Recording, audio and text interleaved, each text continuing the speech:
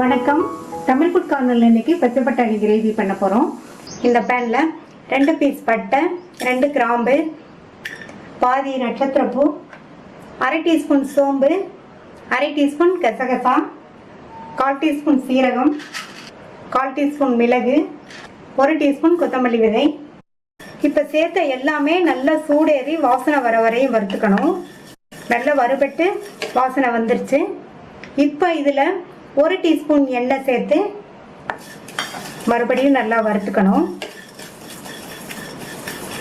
அடுத்து இதுல 10 சின்ன வெங்காயத்தை சேர்த்து வதக்கிட்டு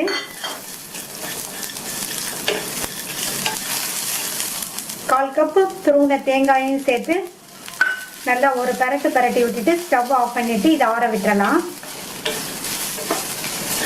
இந்த மாதிரி மசாலா பொருட்கள் எல்லாம் ஃப்ரெஷ்ஷாக வறுத்து அரைச்சி செய்கிற இந்த பட்டாணி கிரேவி மட்டன் டேஸ்ட்லேயே ரொம்ப நல்லா இருக்கும்.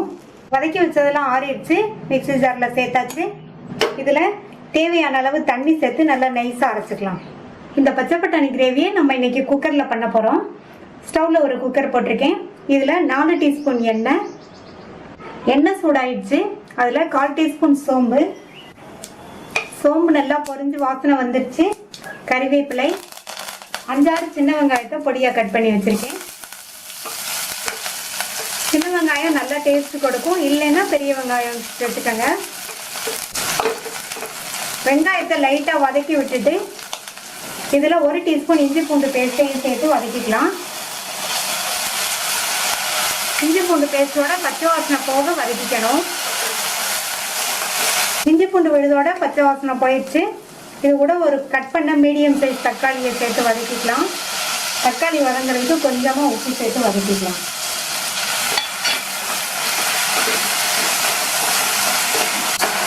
தக்காளியும் நல்லா வதங்கிருச்சு. இப்போ அரைச்ச விழுதை சேர்த்துக்கலாம். விழுதை சேர்த்துட்டு அது கூட 1/4 டீஸ்பூன் மஞ்சள் தூள், 1/2 டீஸ்பூன் தனி மிளகாத்தூள், 1 டீஸ்பூன் கொத்தமல்லி தூள். தக்காளி வதங்கும் போது கொஞ்சமாக உப்பு சேர்த்தோம். இப்போ இதுக்கு தேவையான அளவு உப்பையும் சேர்த்துட்டு மிக்ஸி ஜாரை கழுவி கொஞ்சமாக தண்ணி சேர்த்துக்கலாம். நல்லா கலந்து விட்டுறணும். நல்லா கலந்து விட்டாச்சு. சேர்த்த மசாலா தூளோட பச்சை வாசனை எல்லாம் போய் நல்லா எண்ணெய் பிரிஞ்சு வரட்டும். அது வரையும் இருக்கட்டும். நம்ம சேர்த்த மசாலா தூளோட பச்சை வாசனையும் போயிடுச்சு. நல்ல ஓரங்கள்லாம் எண்ணெய் பிரிஞ்சு வந்துருச்சு. 1 கப் ஃப்ரெஷ்ஷான பச்சை பட்டாணியை சேர்த்துட்டு நல்லா ஒரு தடவை இந்த மசாலாவில் பரட்டி விட்டுக்கணும்.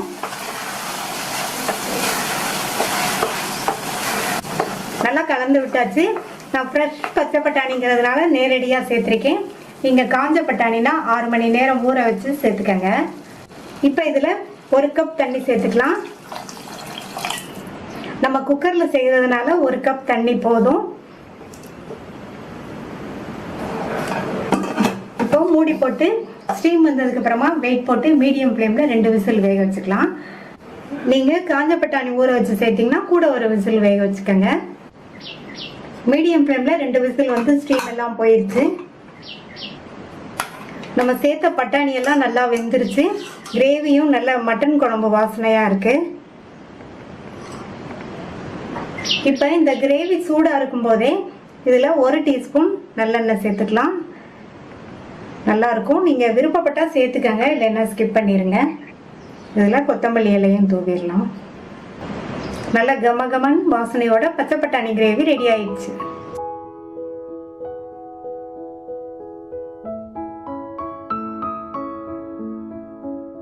காலிஃப்ளவர் கறி பண்ண போகிறோம். இந்த கடாயில் தண்ணி விட்டு நல்லா கொதிச்சுட்டு இருக்கு. அதில் கொஞ்சமாக கல் உப்பு, 1 பிஞ்ச் மஞ்சள் தூள்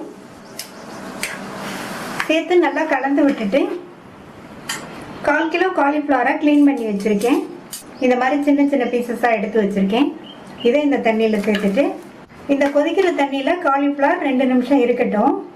காலிஃப்ளவரில் உள்ள கண்ணுக்கு தெரியாத பூச்சியெல்லாம் தண்ணியில் விழுந்து காலிஃப்ளவர் சுத்தமாயிரும். இப்போ 2 நிமிஷம் ஆச்சு. ஸ்டவ் ஆஃப் பண்ணிவிட்டு இந்த காலிஃப்ளவரை தனியாக எடுத்து வச்சிடலாம்.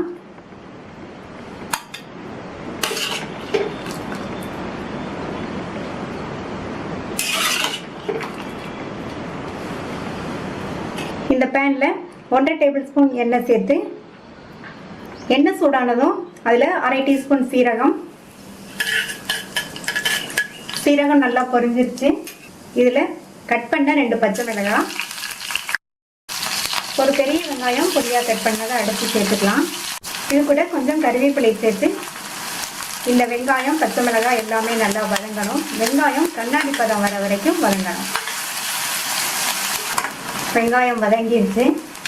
இது கூட 1 டீஸ்பூன் இஞ்சி பூண்டு விழுது சேர்த்து அதனுடைய பச்சை வாசனை போகிற அளவுக்கு வதக்கிக்கணும். இஞ்சி பூண்டு விழுதோட பச்சை வாசனையும் போயிடுச்சு. 2 மீடியம் சைஸ் தக்காளியை நல்லா மிக்சியில் பியூரியாக அரைச்சி வச்சுருக்கேன்.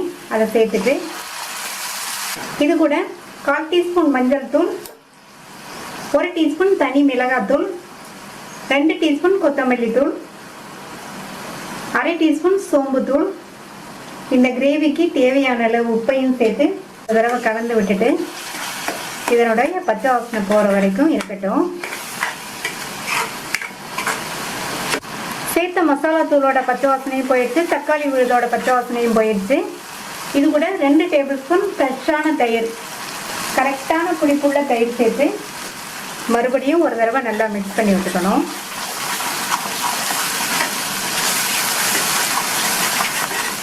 அடுத்து காலிஃப்ளவரை சேர்த்துடலாம். காலிஃப்ளவரை சேர்த்துட்டு மறுபடியும் நல்லா ஒன்றா மிக்ஸ் பண்ணி விட்டுட்டு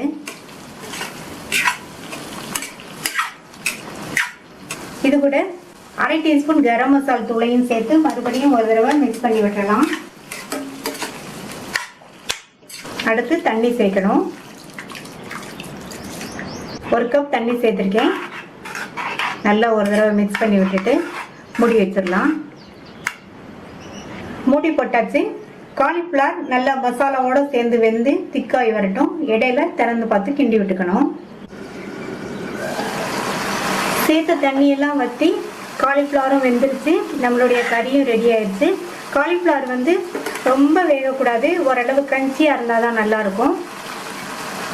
இதில் பொடியாக கட் பண்ண கொத்தமல்லி இலைகளை தூவிட்டு ஸ்டவ் ஆஃப் பண்ணிவிட்டு ஒரு தடவை மிக்ஸ் பண்ணி விட்டுடலாம். ரொம்ப ரொம்ப ஈஸியாக பண்ணக்கூடிய சுவையான காலிஃப்ளவர் கறி ரெடி ஆயிடுச்சு.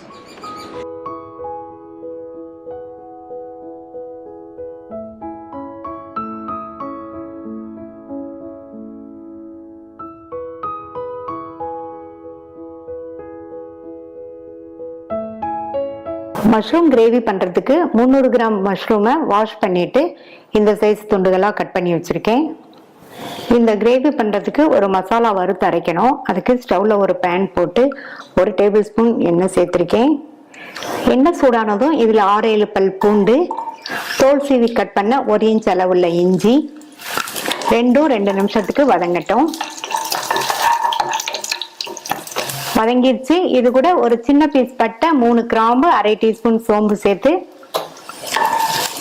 இதையும் லைட்டா வதக்கிட்டு இது கூட 7 பச்சை மிளகாய் சேர்க்கிறேன்.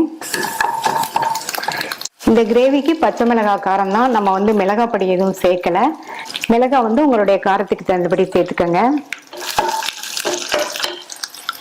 மிளகாவும் லைட்டா ஒரு வதக்கிட்டு 10 சின்ன வெங்காயத்தை தோல் உரிச்சு 2 கட் பண்ணி சேர்க்கிறேன்.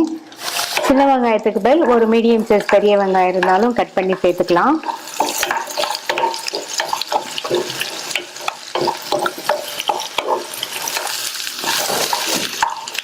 வெங்காயம் வதங்கி கண்ணாடி பதம் வந்துருச்சு. இதுல 1 டேபிள் ஸ்பூன் பொட்டுக்கடலை, 1 டீஸ்பூன் கசகசா சேர்க்கிறேன்.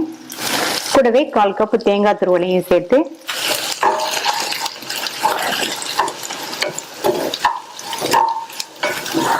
ஒரு நிமிஷம் போல வதக்கியாச்சு. இது ஆறுனதுக்கு அப்புறமா மிக்ஸி ஜார்ல சேர்த்துடலாம். ஆறுனதுக்கு அப்புறமா மிக்ஸி ஜாருக்கு மாத்தியாச்சு. இதுல 1/2 கைப்பிடி அளவு ஃப்ரெஷ்ஷான கொத்தமல்லி இலையும் 1/4 டீஸ்பூன் மஞ்சள் தூளும் சேர்த்து 1/4 கப் தண்ணி சேர்த்து இதை பேஸ்ட் மாதிரி அரைச்சுக்கலாம். இந்த கிரேவியை நம்ம இன்னைக்கு குக்கர்ல பண்ண போறோம். ஸ்டவ்ல ஒரு குக்கர் போட்டிருக்கேன்.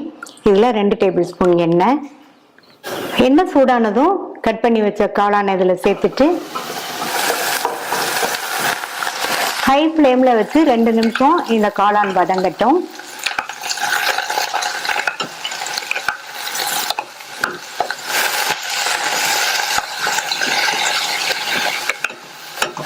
வதங்கிட்டு இருக்கும்போது இதுல 1/2 டீஸ்பூன் போல உப்பு சேர்த்து வதக்கிக்கங்க.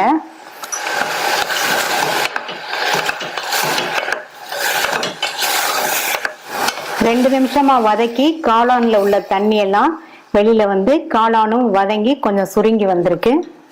இந்த ஸ்டேஜ்ல ஒரு சின்ன தக்காளியை சின்ன சின்னதா கட் பண்ணி சேர்க்கிறேன்.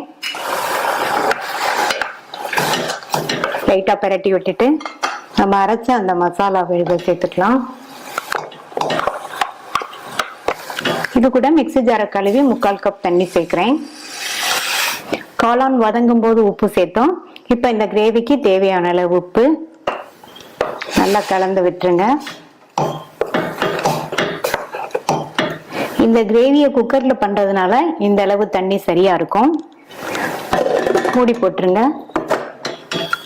ஸ்டீம் வந்ததுக்கு அப்புறமா வெயிட் போட்டு மீடியம் ஃப்ளேம்ல 2 விசில் வரட்டும். 2 விசில் வந்து ஸ்டீம் எல்லாம் போயிடுச்சு. நல்ல சூப்பரா கமகமன் வாசனை வந்துட்டு இருக்கு. காளானுமே நல்லா கரெக்டா வெந்துருச்சு, சாஃப்டா வெந்துருச்சு. அவ்வளவுதான், டிஃபரெண்டான டேஸ்ட்ல சூப்பரான காளான் கிரேவி ரெடி ஆயிடுச்சு.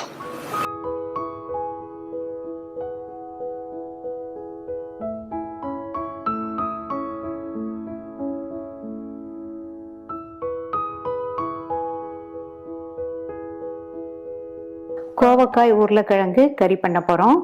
200 கிராம் கோவக்காயை வாஷ் பண்ணிட்டு ஃபுல்லா கட் பண்ணிடாம பாதி அளவுக்கு இந்த மாதிரி 4 கீறிக்கங்க.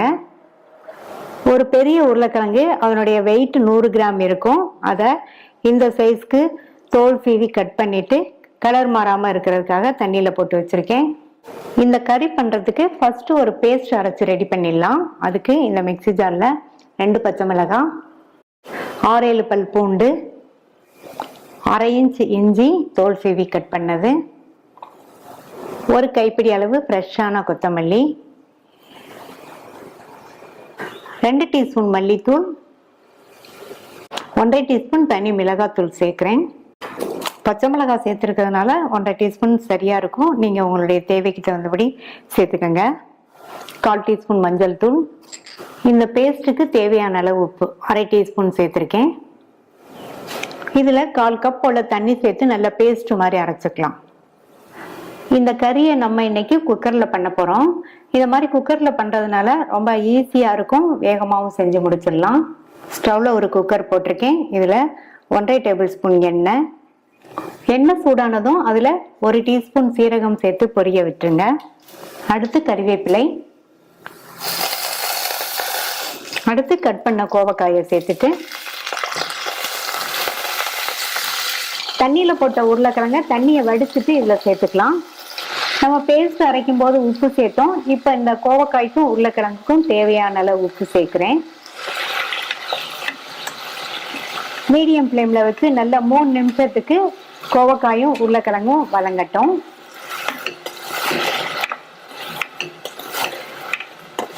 மூணு நிமிஷமா கோவக்காயும் உருளைக்கிழங்கும் வதங்கிடுச்சு. இதுல ஒரு மீடியம் சைஸ் வெங்காயத்தை கட் பண்ணி சேர்க்கிறேன். ஃபர்ஸ்டே நம்ம வெங்காயம் சேர்த்தோம்னா இந்த கோவக்காய் உருளைக்கிழங்கோட சேர்ந்து வதங்கும் போது வெங்காயம் வந்து கருகி போயிடும். அதனால 3 நிமிஷம் வதக்கிட்டு சேர்த்துக்கங்க. இதுல 2 மீடியம் சைஸ் தக்காளியை கட் பண்ணி சேர்க்கிறேன். இதை லைட்டா ஒரு வதக்கிட்டு ஒரு 1/2 நிமிஷத்துக்கு வதக்குங்க போதும். நம்ம அரைச்சு அந்த பேஸ்ட்டை சேர்த்துக்கலாம். கூடவே 1/2 கப் தண்ணி சேர்க்கிறேன்.